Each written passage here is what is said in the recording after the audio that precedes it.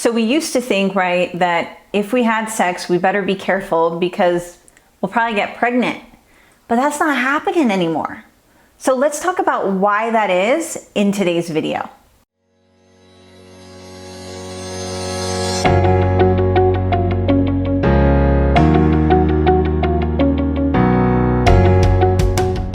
Hi everyone, I am Mara Salerno, functional diagnostic nutrition practitioner of ReclaimOptimalHealth.com, where I help couples just like you resolve their infertility and get back to creating those families you so deeply desire.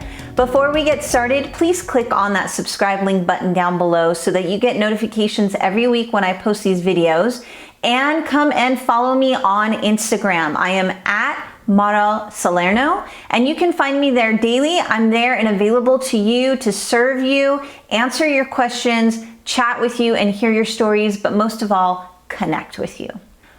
Okay, so what is really like the big reason that you yourself and many others that you know around you are struggling with infertility, right? Like I said earlier, it used to be we would have to be careful if we were having sex because everyone would just get pregnant, but it's not happening like that anymore. Well, why? Well, what I'm finding in working with my clients utilizing a functional fertility approach is that modern day lifestyle is the big kahuna when it comes to infertility. And that is a big umbrella term for a ton of possibilities and things that are going on in your lifestyle that are contributing to your infertility. So let me break this down a little bit for you. Modern day lifestyle is stressful, right? Most people have financial stress, have energy stress, have relationship stress, have time stress. I mean, everybody's just going in that kind of state, right? Unfortunately. And there's no time to like slow down and smell the roses, basically.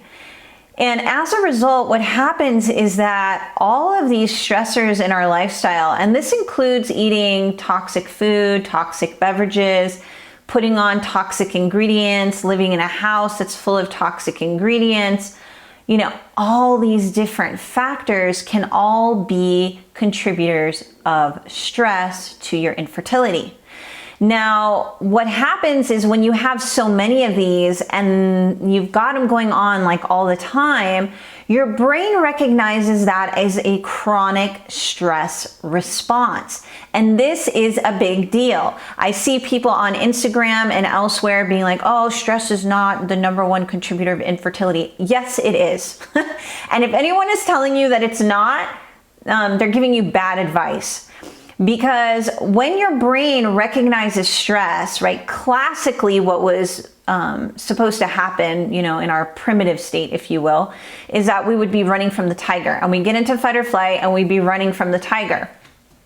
And then after some minutes, our body would recognize that there's no longer a threat. Hopefully, you know, we got away, we dodged the tiger basically and survived. And so we didn't need that stress response of cortisol, the hormone, stress hormone, cortisol pumping through our bodies to help us, give us energy.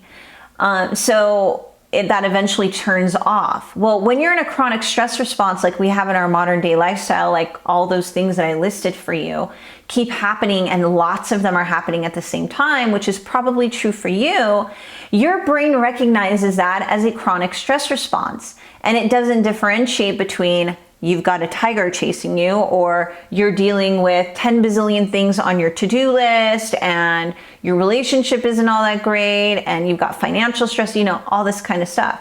So now you've got cortisol pumping through your body constantly, and cortisol is a catabolic hormone. That means it breaks your body down, which means it's inflammatory and it causes dis-ease like infertility, okay? Because you have to be in your rest and digest state, not your fight or flight state. Your rest and digest state makes your uterus relax, makes your testes relax. It makes your body feel safe and secure that you are gonna allow human life to survive, okay?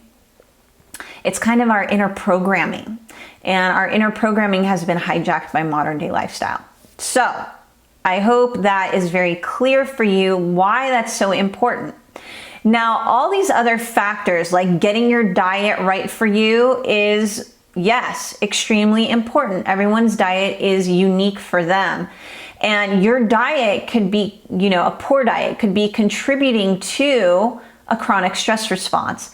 And it may not even be a poor diet. You may be eating organic whole foods, but you've got some food sensitivities going on that you're not aware of that are contributing to the inflammation and the chronic stress response in the body.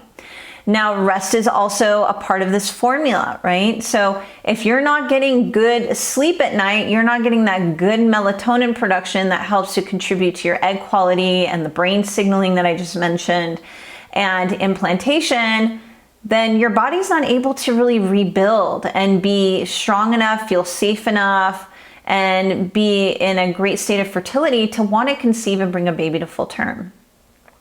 Now, exercise is also really important, and what I see a lot of when I'm talking about this chronic stress response is people who over-exercise.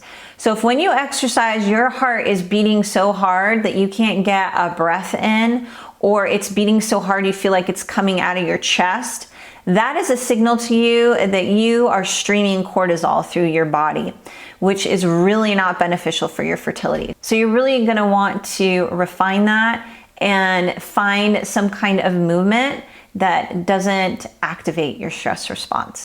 And then stress reduction in general, obviously, right? The mental, emotional, spiritual factors, of course, of stress, but also tuning into the biomechanical stressors. So like your body aches and pains, as well as the biochemical stressors. Things like pathogens and food sensitivities, which I mentioned. Pathogens being like worms, parasites, bacteria, viruses, all those things contribute to infertility. But also heavy metals, a poor diet, poor mineral imbalance, all of those are stressors. And then lastly, getting your supplementation intact, okay? Getting your supplementation intact is gonna be unique to you because no one's gonna have that same scenario of things exactly like you do. And so you need some fine tuning so that you're not taking 10 billion supplements that you don't need to take, and you can focus on the ones that you do need to take to help support rebuilding your fertility so that you can have a baby naturally and bring your baby into the world. So I hope this was helpful for you all. I hope you can understand why modern day lifestyle has really hijacked our fertility, and you're gonna be actually helping the health of your baby by making these changes. And who doesn't want to have a healthy baby? I'm sure you do. So if you're ready to have your baby, please click on that qualifying call link down below, and we'll set up a time to meet so we can talk about how you can have your baby. I'll see you again next time. Bye-bye.